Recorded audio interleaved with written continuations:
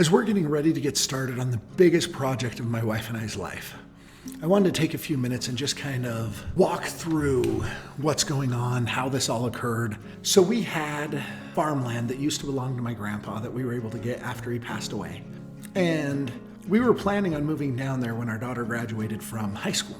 She doesn't graduate until the end of May this year. And so we were looking at it and we were like, okay, we can work on building a house. There might come something available to buy, this, that, and the other. But we were in no real rush to find a great place to live.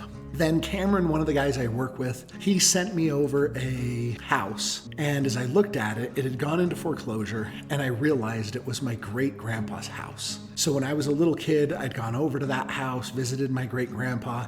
Even as I grew into my teenage years, my aunt lived there and everything else. So I'd been over to that house a decent amount of times. And I felt something as I looked at that I've never really felt before.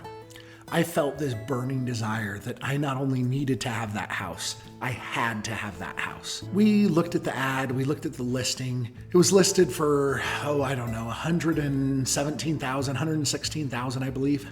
You know, it's over 105 years old. It's at least 105. The house had gone into foreclosure, so I knew this was probably going to be a massive project. As we looked at it, my wife was like, please no, let's not buy this house. Everything about this house is terrible.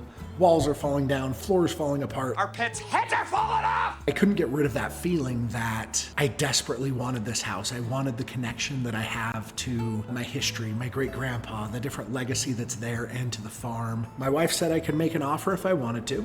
Because it was a foreclosure, it had to be owner occupied and everything else. So the previous homeowner tried getting this house condemned. Then you have the crawl space. It had massive plumbing leaks. It was full of dead mice, turds, everything you would not want in a crawl space. The roof was bellied, the roof was obviously old, and with the bellies that were in it from the foundation sinking, the roof needed to not only be replaced, but reinforced. Everything about this house was bad. And because the foundation had sunk, there were cracks in the plaster in basically every room. I'm pretty sure, it was in every single room.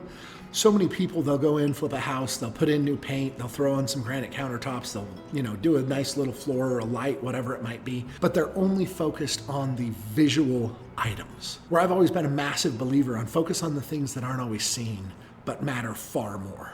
Because not only am I remodeling my great-grandpa's house and the house where my great-grandpa and great-great-grandpa both passed away, we're going to be remodeling a house where we actually want to live.